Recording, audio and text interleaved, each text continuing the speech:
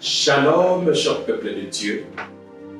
Je suis content de me tenir devant vous, de venir auprès de vous pour vous présenter cette parole merveilleuse que le Seigneur nous a donnée. Ça a toujours été un plaisir de parler de la part du Seigneur. Je sais que vous êtes nombreux à nous suivre. Vous êtes en Amérique, vous êtes en Afrique, vous êtes en Europe, vous êtes en Océanie, vous êtes en Polynésie, je vois les gens du Japon. Que le Seigneur vous bénisse. Je suis très heureux de voir l'engouement avec lequel vous nous suivez. Vous nous écrivez, vous demandez des prières et cela nous fait énormément plaisir de savoir que sans vous, nous ne pouvons pas continuer. Merci pour cette attention soutenue.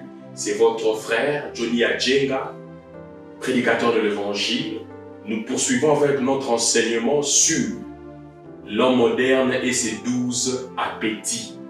Nous avons parlé la fois dernière sur l'appétit d'apparat. L'homme qui veut travailler plus son apparence au lieu de travailler son intérieur. Son apparence pour tromper, son apparence. Et ce travail-là sur l'apparence a amené l'homme à se donner au plaisir contre nature. Et aujourd'hui, nous amorçons le dernier appétit, celui de l'environnement, l'appétit environnemental. Et nous parlons de besoin de l'homme parce que tous les problèmes qui existent dans le monde cachent un besoin. Tous les problèmes que nous rencontrons dans nos familles, c'est parce qu'il y a des besoins qui ne sont pas satisfaits. Et cela pousse l'homme à agir d'une certaine manière. D'une manière désobligeante, d'une manière incorrecte. Et donc, c'est pourquoi nous parlons suffisamment de ça. Et quand nous regardons le monde est plein de gens insatisfaits. Les gens qui sont insatisfaits. Vous verrez les gens de ce monde, les gens dans le monde dans lequel nous vivons sont insatisfaits. Ils veulent le mariage. Mais une fois qu'ils sont mariés, ils ne veulent plus de ce mariage. Ils cherchent du travail. Une fois qu'ils trouvent le travail, ils n'en veulent plus. Donc les hommes modernes ne savent plus ce qu'ils veulent. Ils sont là, insatisfaits. Et donc, nous avons découvert, durant notre enseignement, que les hommes aujourd'hui, les hommes modernes, sont des gens qui ont de gros appétits. Des appétits qui n'arrivent pas à satisfaire parce qu'ils mettent la barre très haute. Et donc cela est la cause de beaucoup de dysfonctionnements dans la société aujourd'hui. Comme conséquence, vous verrez l'homme qui devient prêt à tout pour satisfaire tellement qu'il est obsédé par ses appétits et il s'adonne aux pratiques criminelles. Il s'adonne aux pratiques d'abomination, tout ça pour satisfaire à un quelconque appétit. Et donc, un principe que nous allons énoncer ce soir, c'est que dans la vie, l'homme ne peut pas tout avoir. C'est ce que nous devons retenir quand nous parlons de besoin. Mais l'homme ici sur terre ne peut pas tout avoir. Et Jean-Baptiste disait à ses disciples que l'homme ne recevra que ce que le ciel a donné. Donc chacun de nous ici, chacun de nous sur terre, nous avons certaines choses que nous devons avoir et ce que nous ne pouvons pas avoir. Parce que il n'y a personne ici sur terre qui a tout eu. Là, ça n'existe pas. Et ce principe nous aidera à garder l'équilibre de la société, de savoir que nous ne pouvons pas tout avoir. Et donc, quand l'homme se met à la recherche du bonheur, et si nous devons effleurer ces domaines-là du bonheur, vous verrez que les gens confondent le bonheur avec autre chose. Ils pensent que l'argent fait le bonheur. Ils pensent que le mariage fait le bonheur. Ils pensent qu'un diplôme peut faire son bonheur, alors que ce n'est pas ça. Le bonheur ne vient pas des choses de ce monde. Ce n'est pas la quantité de biens qu'on peut disposer sur terre qui peut te donner le bonheur. Voilà pourquoi beaucoup de gens ont cru que c'est l'argent. Mais une fois qu'ils ont l'argent, il continue à être insatisfait. Beaucoup pensent que c'est le mariage. Mais une fois qu'il s'est marié, il se retrouve devant de multiples responsabilités à résoudre et à assumer, et il n'arrive pas, et ça cause encore de problèmes. Et c'est pourquoi aujourd'hui nous parlons maintenant de l'appétit environnemental. L'homme a besoin d'un bon environnement pour avancer. Faut que nous suivions, vous avez besoin d'un bon environnement. Et c'est très capital. Et pour mieux élucider cela, nous allons prendre nos Bibles dans le livre d'Ecclésiaste, chapitre 9, verset 11. J'ai lu au nom du Seigneur. Ecclésiaste dit ceci. J'ai encore vu sous le soleil que la course ne point aux agiles. La course n'est pas aux agiles. Ce n'est pas parce que tu as un bon physique que la course doit te réussir. Non. Parce que tu es belle que le mariage doit te sourire. Non. Parce que, je continue, ni le pain aux sages. Non, ni la guerre aux vaillants. Ce n'est pas parce que tu es vaillant que tu peux gagner une guerre. Ce n'est pas ça. Il y a d'autres choses à comprendre. Ni le pain aux sages. Ce n'est pas parce que tu es sage que tu dois avoir le pain ça facilement. Là, non, ce n'est pas ça. Ni la richesse aux intelligents. Parce que tu es intelligent que tu dois avoir la richesse. C'est comme beaucoup de Congolais pensent. Non, j'ai beaucoup étudié. Donc moi, j'ai le droit au travail. Ce n'est pas ça. C'est ce que la Bible dit. Ce n'est pas parce que tu es intelligent que la richesse viendra à toi facilement. Non. Ni la faveur aux vaillants, aux savants. Ce n'est pas parce que tu es savant que tu dois avoir la faveur de gens. Non. Car tout dépend pour eux du temps et des circonstances. Soulignons ces versets-là. Tout dépend pour eux du temps et des circonstances. C'est-à-dire, ce n'est pas parce que tu es intelligent que la vie doit te sourire, sage, agile, non. Cela dépend du temps et des circonstances. C'est pourquoi nous parlons de l'appétit d'environnement. Appétit environnemental. C'est ce que nous appelons les circonstances. Beaucoup de gens n'ont pas pu réussir leur vie parce qu'ils se sont trouvés dans un mauvais environnement. Dans un mauvais temps, dans un mauvais environnement. Beaucoup de gens ont fait la prison parce qu'ils s'est trouvé, comme par hasard, sur un mauvais terrain et à une mauvaise heure. Et cela les a coûté beaucoup. Donc c'est très important de comprendre ces lieux-là du temps et des circonstances. Le temps et les circonstances. C'est très important que nous puissions comprendre cela. Et nous allons voir la lumière de l'Écriture, vous verrez même la Bible le dit. Dans le livre de Marc, chapitre 4, versets 3 à 20. Là, Jésus raconte l'histoire, la parabole du semeur. Il dit que la parole de Dieu est une sémence qu'un semeur a sémée. La parole de Dieu est une sémence. Mais vous verrez que la parole de Dieu qui est une sémence, selon l'histoire de ce verset, de cette parabole, vous verrez que pour que la parole puisse bien germer, il a fallu une bonne terre. Ce sont là les circonstances. C'est ça l'environnement. Même la parole de Dieu nécessite à ce que celui qui la reçoit puisse mettre cette parole-là dans de bonnes circonstances, dans une bonne atmosphère, pour que cette parole-là puisse donner de résultats. C'est très important. La Bible dit, le Seigneur a fait tomber quelques grains en cours de route et les oiseaux sont venus le prendre, le manger. Certaines graines se sont tombées dans un sol pierreux, là où il y avait des pierres. Ça n'a pas pu donner de fruits. Certaines sont tombées dans les épines. Et et cela a été étouffé. Donc, c'est-à-dire, tu as besoin d'un bon temps et de bonnes circonstances pour évoluer. Voilà pourquoi vous verrez dans le monde aujourd'hui, on vous parle de l'écologie. On vous parle du réchauffement climatique parce que l'homme a tout gaspillé. Il se croyait maître le seul dans le monde et il a ignoré l'écosystème. Et aujourd'hui, l'homme veut se rattraper pour comprendre que j'ai aussi besoin d'un bon environnement pour avancer. Et c'est très important. Même la parole de Dieu, comme je venais de le dire, a besoin d'un bon environnement pour germer. C'est très important.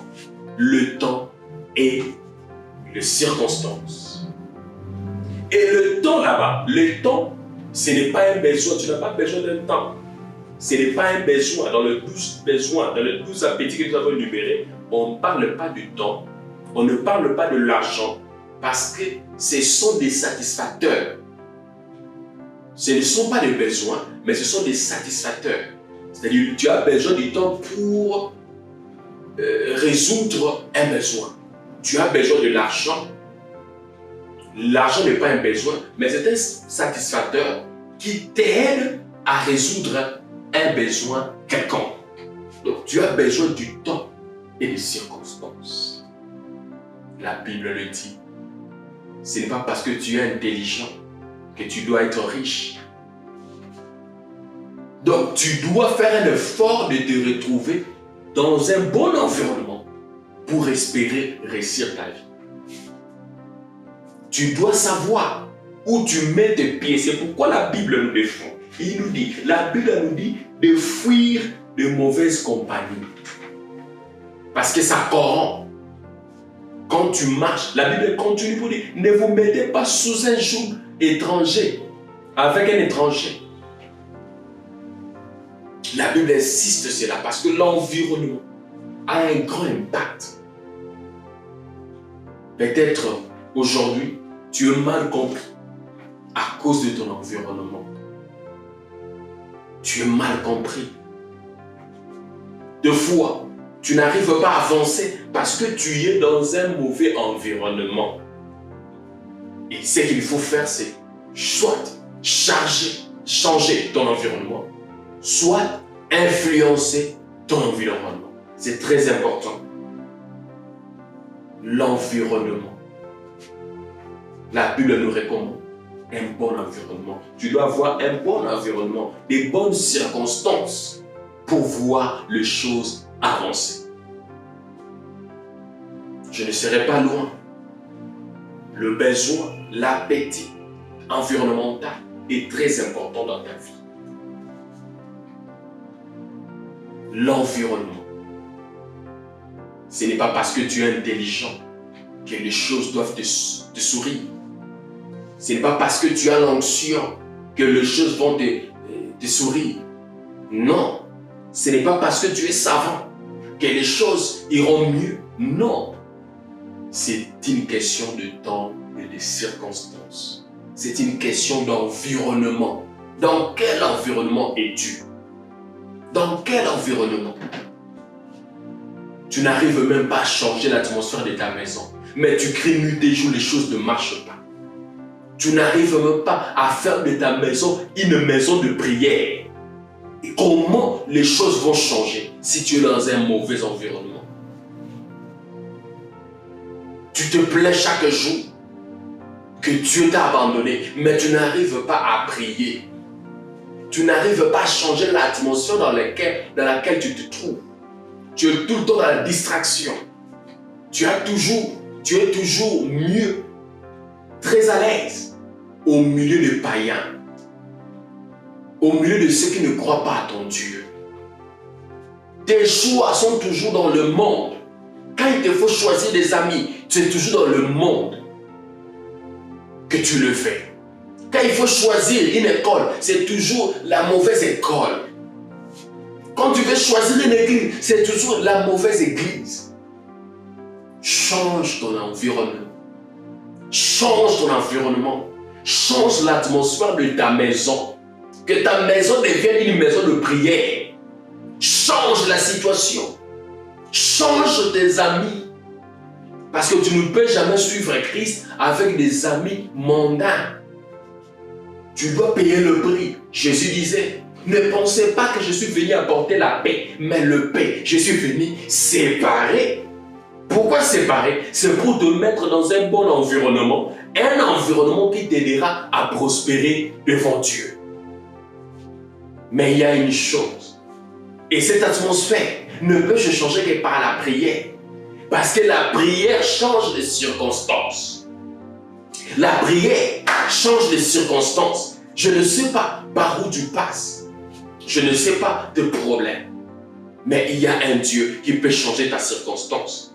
Qui peut changer tes circonstances. Qui peut changer tout ce qui ne va pas chez toi. Mais il suffit pour toi de changer l'environnement.